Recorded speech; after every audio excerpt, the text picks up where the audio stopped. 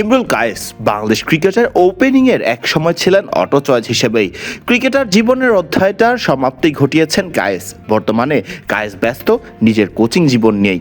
অস্ট্রেলিয়ার সিডনিতে ব্যস্ত সময় পার করা ইমরুল কায়েস কাজ করছেন ক্রিকেট নিয়েই। মুখ খুলেছেন বিডি ক্রিক টাইমকে দেয়া সাক্ষাৎকারে বিভিন্ন বিষয় নিয়ে। চলছে টি-20 বিশ্বকাপ। নানা নাটকীয়তার পর এই বিশ্বকাপে নেই টাইগাররা বিশ্বকাপ খেলতে না পারাটা কষ্ট দিয়েছে ইমরুল কায়েসকেও। তবে কায়েস সরাসরি জানিয়েছেন দেশের আগে কোনো কিছু নয়। তারা সবাই একটা স্বপ্ন থাকে ওয়ার্ল্ড কাপ খেলা, যখন না খেলতে পারবে মেন্টালি তারা একটা ব্রেকডাউন হবে। তো আমার কাছে মনে হয় যে ওই দিক থেকে প্লেয়ারদের মনক্ষুণ্ণ তারা যে খেলতে পারেন নাই। আবার এট দ্য সেম টাইম আপনি যদি দেখেন দেশে চিন্তা করেন, ওই দিক থেকেও বলবো যে না, এটা একটা ভালো ডিসিশন। কারণ আপনি দেশ ছোট করে বা আপনি দেশের মানুষকে ছোট করে তো আপনি খেলা আগে না, সবার আগে। তো আমি বলবো ওই দিক থেকে এটা ভালো ডিসিশন হয়েছে। আবার ক্রিকেটের জায়গায় আমরা হেরে গেছি।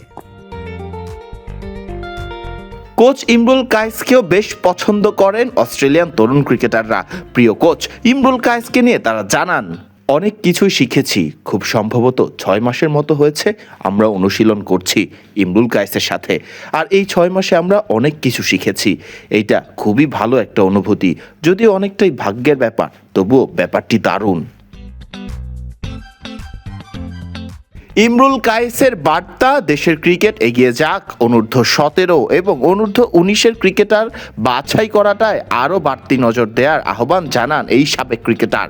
তিনি বলেন, এখানে আমাদের স্কুল ক্রিকেট আছে, স্কুল ক্রিকেট আছে, আন্ডার 17 আছে, 19 আছে।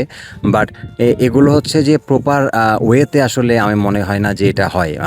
সিলেকশন থেকে শুরু করে প্রপার তাদেরকে সুযোগ দেওয়া, তাদেরকে একটা নট অনলি আপনি প্রত্যেক বছর বিসিবি একটা টুর্নামেন্ট খেলবেন, ওই ছেলে একটা টুর্নামেন্ট খেলে কিন্তু 11 মাস বসে থাকে। সো এই জিনিসগুলো তো ঠিক না।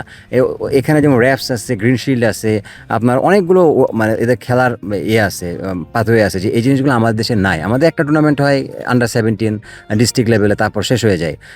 আমার মনে হয় যে প্রচুর খেলাতে হবে, প্রচুর ফ্যাসিলিটিস বাড়াতে হবে, প্রচুর ডেভেলপ করতে হবে ইনফ্রাস্ট্রাকচার, তাহলে দেশের ক্রিকেটটা চেঞ্জ হবে। ফরদিন রহমান সকাল, বিডি ক্রিক টাইম।